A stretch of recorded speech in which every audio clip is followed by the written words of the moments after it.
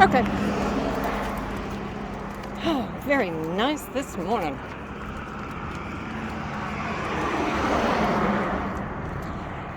But I think we're in a little window right now of a little window without rain. I believe it's supposed to start up again and rain for a few hours.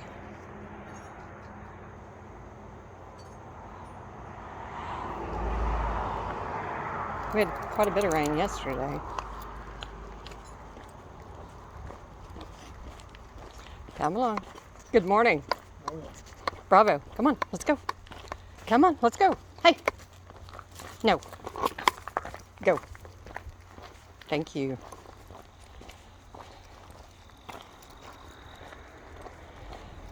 Which is all fine with me. And then we're going to have a little temperature drop. It's in the 40s right now.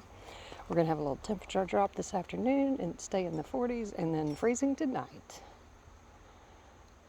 And then I think the high all week, come on, let's go, come on. I think the high all week, the highest high is in the 40s. Oh, Chubbs is out. Come on.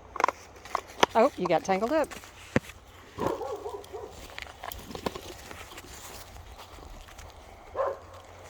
Chubbs is one of the cutest pups. Oh, can't see him right now. They'll probably come out and get him. Even though he and Bravo like each other, I don't know. I don't know, Bravo, you're from the wrong side of the tracks, buddy. But they do not encourage in any way their friendships.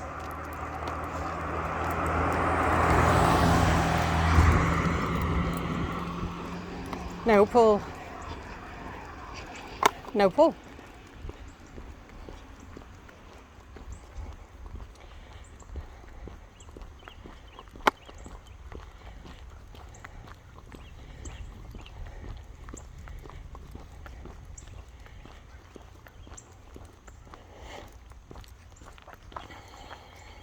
That's a good spot. Yeah, good potty spot. Oh. So anyway, I'm very happy about weather cooling off.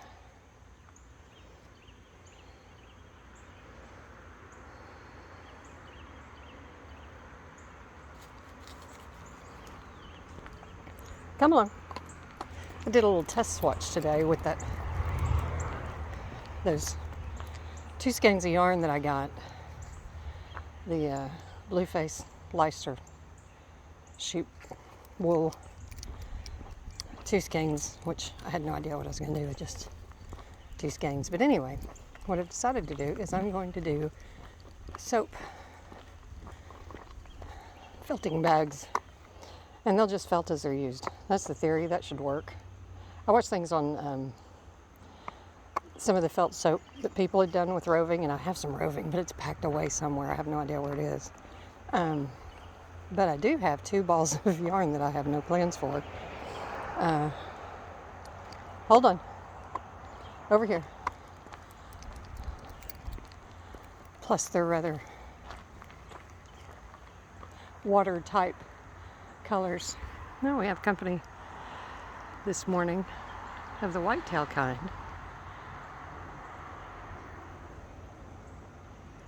Very good, Bravo. Very good. Just watch. That's a good boy. Okay, we're going to leave him alone. You're doing very well.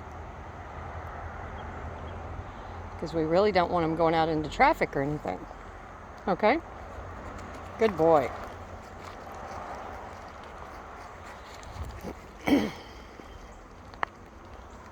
But anyway, the colors are a navy blue and something I think of as like sea foam green, and they'll be perfect for soaps to be used with the bath. Little nautical colors. I wonder why they went back with blue. I mean, blue. Oh, they did pink on the gas lines. That's what it was. I didn't even pay attention if it's still pink. So, see, they agree. Blue on the water. meter covers.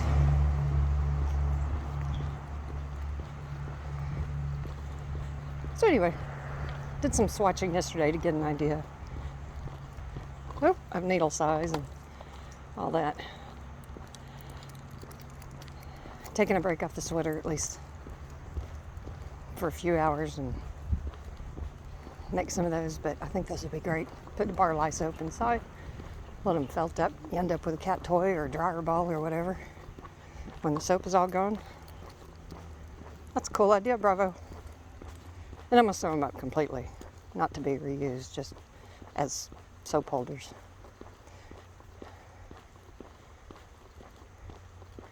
The way I die. I wonder what'll happen if. But anyway, I don't think that wool is going to be it.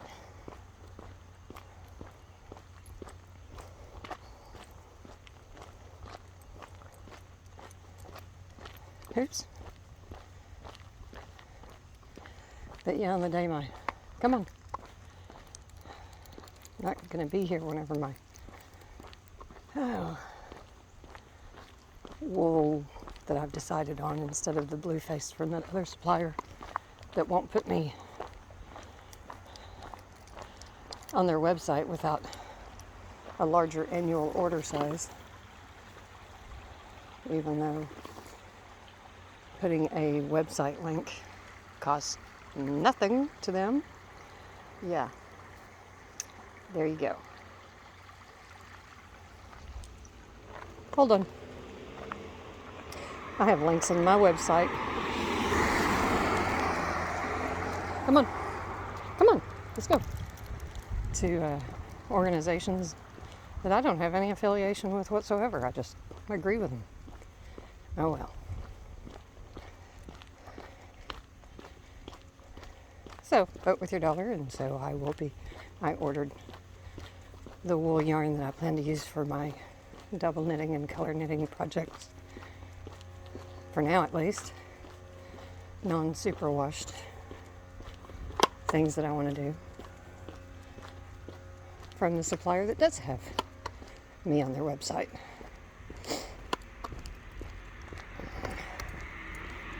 There you go.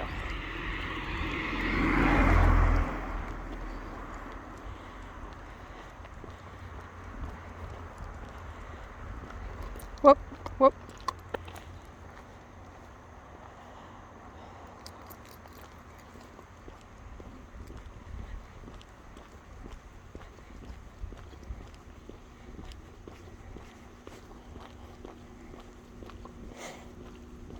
Yeah, pink. Well, that's water. Yeah, the blue makes more sense. But that was for mowing. So I think they did all of the things for the blade to avoid gas and water with the pink for visibility. Okay, come on.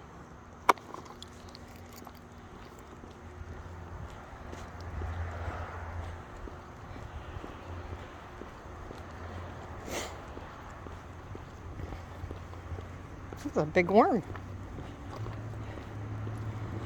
But yeah, there was enough rain and steady rain that it did get quite a bit in the garage part, the back of the building, which is not uncommon. It just makes me anxious. But shop stayed dry overnight, so that's great. Hold on.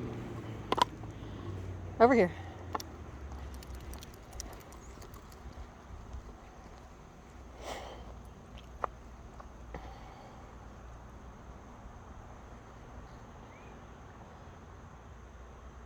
Okay, come on.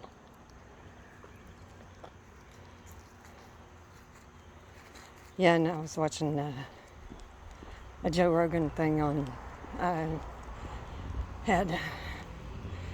what is his name, Crandall, and somebody else. Anyway, where they're talking about Göbekli Tepe, I think that's right,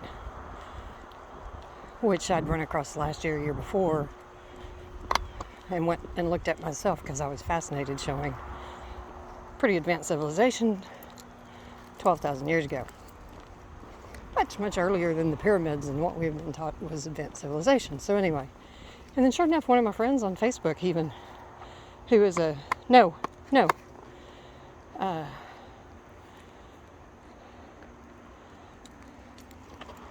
know he does go on digs. I don't know what kind of official archaeological membership he holds.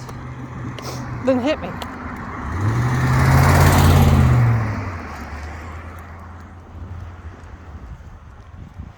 And he had come up quickly whenever I posted a thing because I was fascinated about never having heard of this pretty darn significant archaeological site.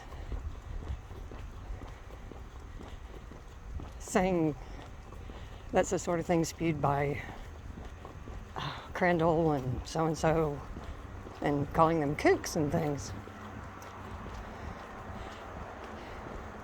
And that's the sort of thing I've come across. They're calling them kooks or whatever, but not saying where they're wrong. I mean, nope. I can say somebody's a raging lunatic, but based on what? You know, just because you're an authority, you know, a recognized person in the field, and you state your opinion about another person, you still have to support it. Except we don't make them support it, do we? Boy, that has really shown up over the last couple of years, hasn't it? We don't make them support with facts when they voice an opinion on another person's qualifications. Usually they just don't address that person's qualifications, because then often that person's qualifications would support their reason for having an educated opinion. Me having an opinion doesn't mean squat except to me. And my opinion is always the same. I'm going to do what I think is right for me based on what I find out. And I strongly advise everyone to do the same.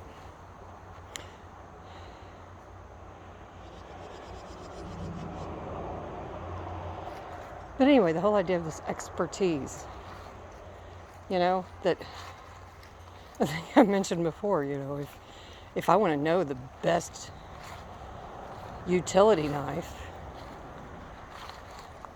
you know, really a workhorse utility knife, then the person I need to go to is someone who works in a slaughterhouse or a killer that uses that as their weapon. Doesn't mean I'm asking them for any kind of ethical or moral advice. Come on. But that's their field of expertise, period. They're the ones with the experience that I want. And we have so much allowed. I know me, I say we, and me and people I have known for the last, 50 years, because I watched it during childhood too. Oh, but they're the expert. Bow down like it's, you know, need to take some kind of harvest offerings to put at the feet of the experts. No. I recognize you have an opinion. I recognize you have experience. And I'm ready to listen. But just like I'll ask my plumber, you know, hey, you know, I expect them to have the expertise, but I also have in the back of my head. And when you give me a recommendation, might it be biased in a particular opinion, you know, a particular area?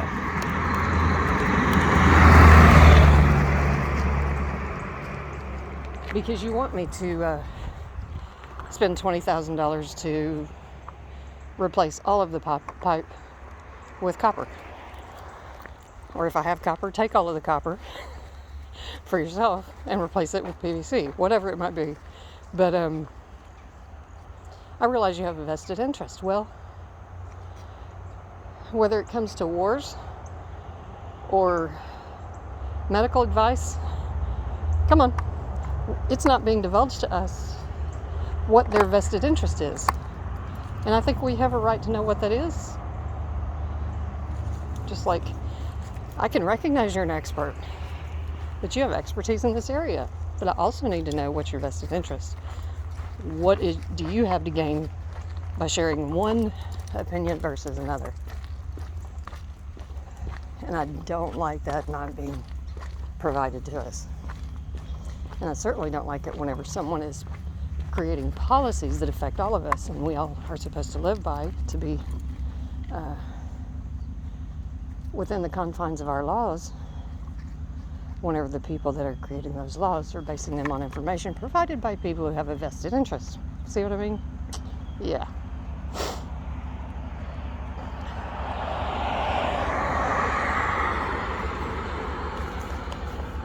Yeah, I think you're smelling that meat, but you're not getting any of that. Oh, okay, good. Good spot.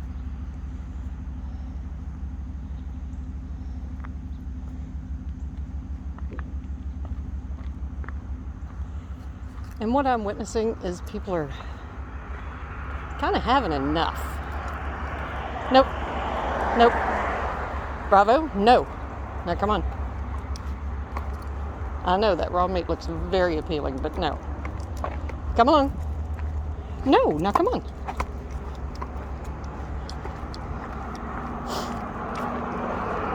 Wow.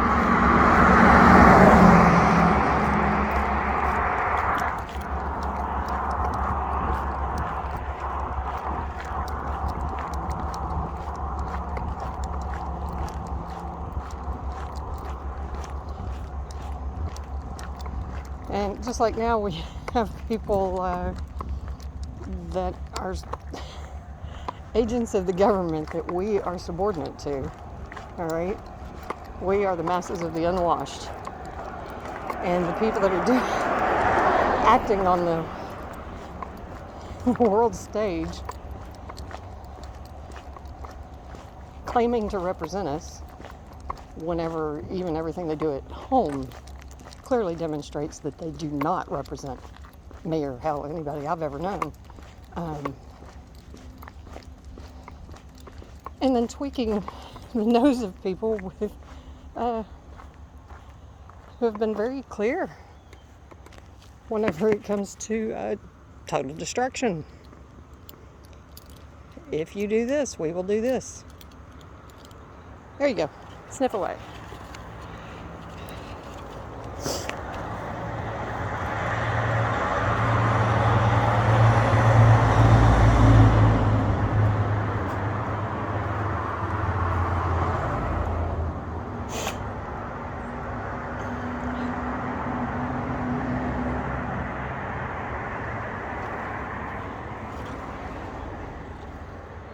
And there are all these world leaders, just like I read this book ages ago, and it was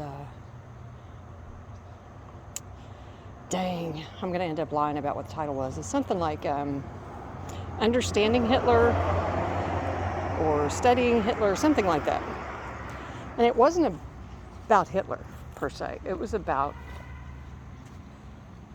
so many people's, including mine, fascination with trying to understand how a Hitler happened. And he was just a human being with circumstance. I mean, it's not like... he did some things that most of us would categorize as insane. All right? But there are other leaders on the stage right now where I don't see their behavior as insane. I think it's terrifying and so far out of line with my own personal moral compass that,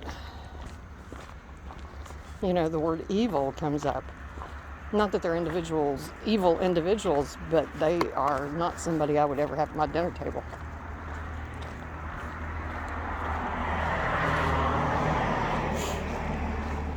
And I don't see that being confined to any continent, country, or dogma. I just want it to be a quick white blast, if there is such a thing. Come on. I don't want to be fighting around for a potato, one tooth in my head. All right. Do you have a smile for me this morning? Hey, you got a smile for me this morning? No? No smile?